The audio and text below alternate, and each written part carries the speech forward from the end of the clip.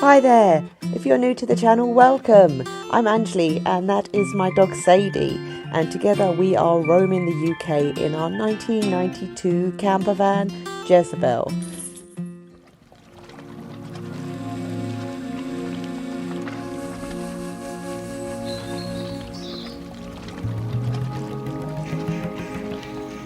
Good morning everyone and welcome back to the channel. Hello, hi, how are you?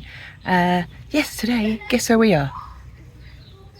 Yes, the Peak District. Congratulations. If you guess that, you get 100 bonus points.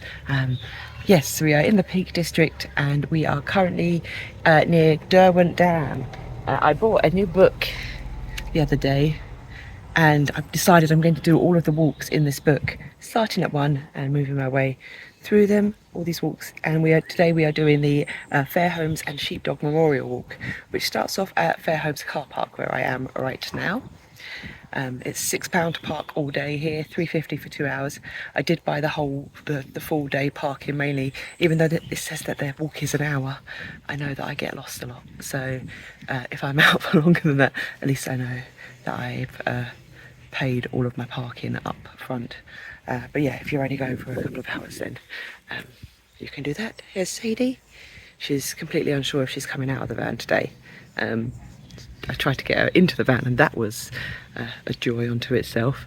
She very much just wanted to sit and hang out on the sofa. But yes, we are out today. We are going to go for a lovely walk. It's meant to rain horribly tomorrow, so today, last day of sunshine before a couple of days of rain.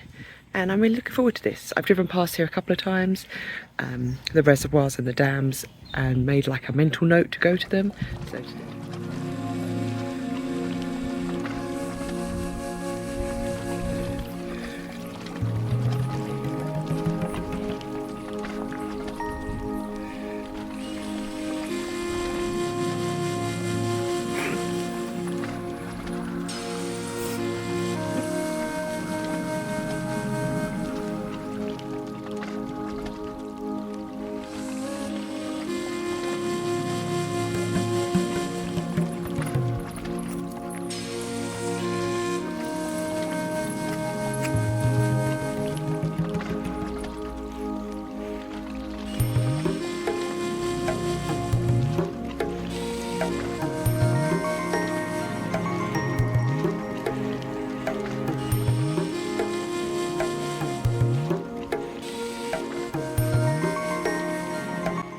it's very quiet in here.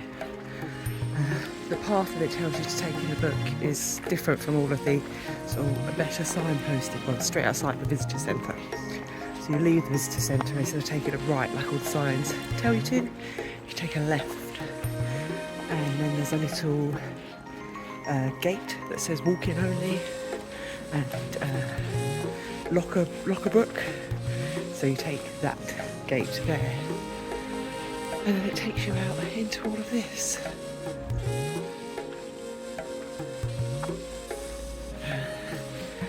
And no one else is here, which is very nice.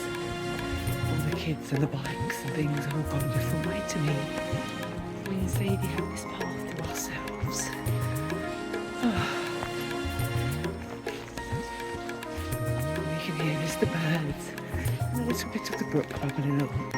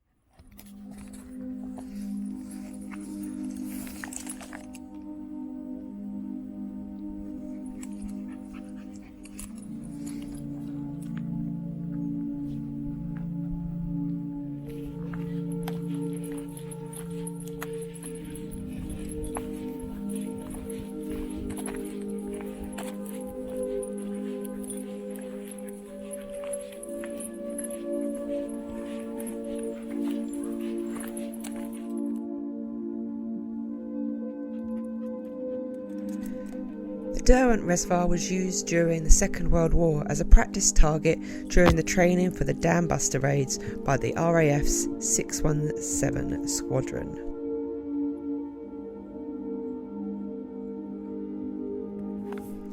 The valley was subsequently used during the making of the 1955 film The Dambusters, starring Michael Redgrave and Richard Todd.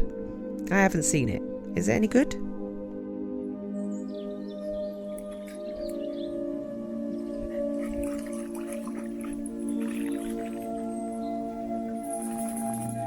So continuing on the walk as per the guide, you saw a bit of the dam there, and now sort of the dam is just on my right as we're walking down. As you can see, we're on like a forest road now, rather than in nature, and you can't really see the dam through the trees. It's all fenced off. I would have liked to be able to walk closer to the water.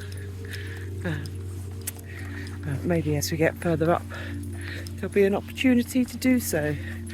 Otherwise, yeah, it's just, I mean, lovely big ferns, lovely big trees, but yeah, it is on a main road part now, so you have to keep watching out to make sure there's no works vehicles coming up and down, cyclists and such. Lots of fences stopping you from going into forested areas.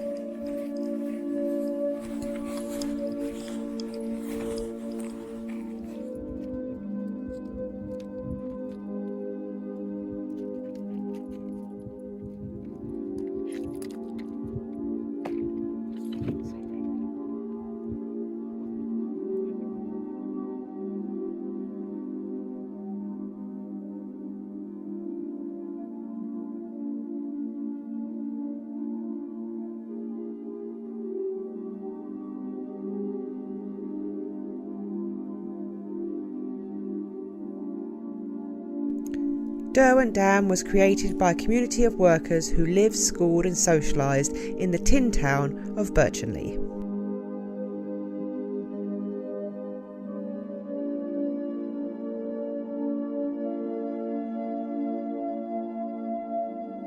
The town stands only in remnants now beside the Howden Reservoir, scattered throughout a plantation forest. Tin Town was referred to as such because the buildings were constructed distinctly from temporary materials such as corrugated iron and wood. I don't think we can walk across it.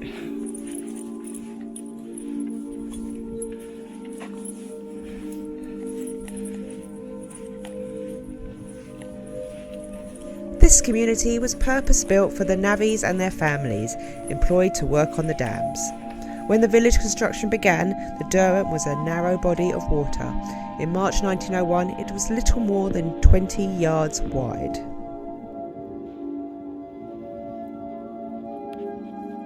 So we made it to Howden Dam, which is the next dam up on the reservoir area, into the Howden Reservoir and sort of the upper area.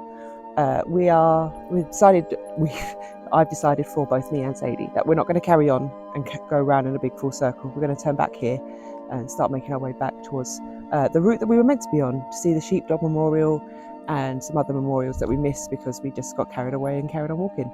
I don't regret that. It was a beautiful walk and we've seen lots of stuff. But definitely the next bit looks really good for like cycling, which I can't do with Sadie because she doesn't like bikes, and she will definitely not just walk along next to my bike happily. She will walk in front of it and kill us both.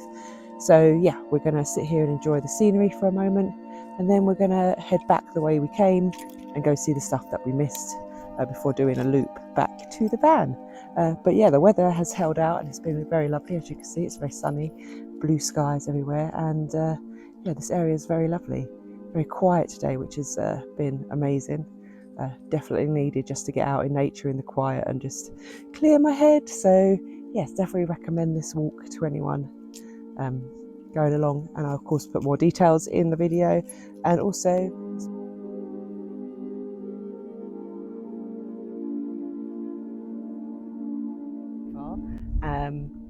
and if you've enjoyed this, please do like and subscribe and all of that stuff. Comment below. Also, I want to mention that I've started a little blog page where I talk about some of my walks, some of the places that I visit, and give a bit more detail about where to park and what to see and do. And you can actually see some more of my photos that I take, which I don't really show on YouTube because it's a video place, not really a photos place. But yeah, if you're interested in some of the pictures that I've taken, please do pop over to my website. I'll pop it in the links below for you. So yeah, do just check that out. Yeah, and I'll see you when we get to the memorial. On the 12th of December in 1953, old Joe, a local veteran trainer, and his 11-year-old sheepdog Tip went to look after a flock in the upper Derwent Valley. When they hadn't returned by the next morning, a rescue team was sent out to search for them. They were not found, and as the weeks wore on, hundreds of hikers joined in the search. But there were fairly brutal conditions that winter, and the going was tough for everyone. It wasn't until the 27th of March, that's 105 days later, that a couple of workers on the moors noticed what they thought was an old coat wedged in a ditch. As they got closer, they saw it was Tip, guarding the body of her beloved master. After 15 weeks alone in the elements, she was in bad shape, but her instincts kept her to the task no matter what.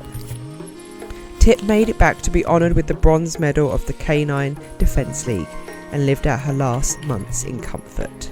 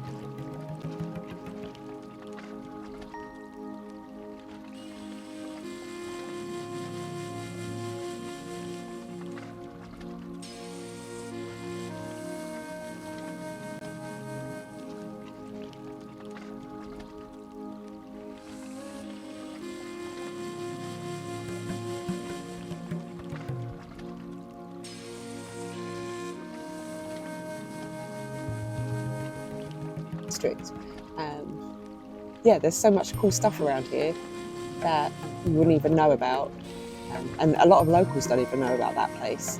So please, yeah, do come visit the Peak District. There's so much going on. As always, don't forget to like and subscribe if you enjoyed today's video. Thank you everyone for watching the previous videos, and yeah, do comment below because I love to talk to you all. And yeah, you may find that I don't have a video for a couple of weeks. I am heading out to the Netherlands for my birthday, and I'm not quite sure yet if I'm going to be taking my laptop and doing some editing. So if I take my laptop and do some editing, then there'll be a video. If not, then I'll see you in a couple of weeks.